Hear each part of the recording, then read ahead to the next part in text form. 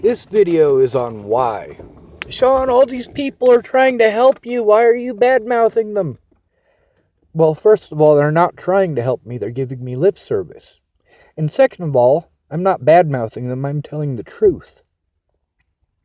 When I say Kaytee Cahill hasn't written a report, it's because she hasn't written a report. When I said she was going to, it's because she said she was going to.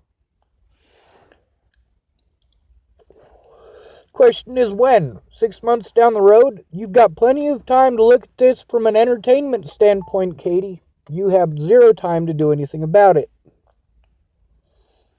She's not the only one, though.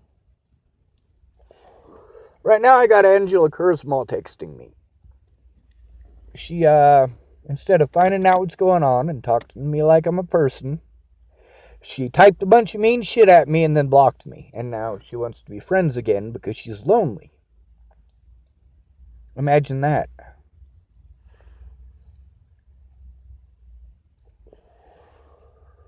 There's a big problem with that, though. She has problems with alcohol and she has problems with methamphetamines. I'd love to see her. I'd love to spend a couple hours reminiscing about the good old days, you know? I'd love to sit down with Rihanna and not be under a severely stressful situation and not have her fucking punished by her husband for being my friend. I don't get what I want, though, do I? A lot of people tried to make the police take a report. A lot of people went in to do that. Now, there's a lot of other people that are like, well, Sean, you know, if they won't take the report from you and they won't take the report from these other people, why would I? You know, they're just not going to take it. Yeah, but if you try, at least it's documented that you tried and the cops would not do their jobs. Mandy Hughes verified that. Alyssa Rainwater verified that. They're not the only ones that verified that the cops wouldn't do their jobs. Candace verified that the police took part in the whole state. The whole state of Colorado, police took part in harassing, threatening, and intimidating myself or anybody who tried to help me. Candace included. Candace was afraid of the police. That's what her decisions were based off of. When it's time to leave her house, I was fine with leaving. It was the circumstances that were fucked up. Candace wouldn't help me how I asked. She had her own assumptions that she was running with, and she wanted to argue with me. I wanted to take a drug test to prove that I wasn't on drugs. She's like, I don't know why you need to do that. Well, Candace, because they're going to drug me. They're going to continue doing this shit. This is their MO. This is what they do when you turn in a police officer.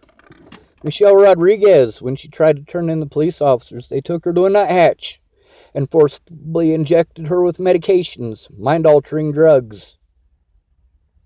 She just won a case against Officer Lolatai, the same officer who assaulted me, the same one that I was assaulted for and drugged over, the same one I was slandered over. Meanwhile, these web sleuths that all started off hating me because the Bollingers said something, the Bollingers outright lied, and I'm not allowed to defend myself, no matter what.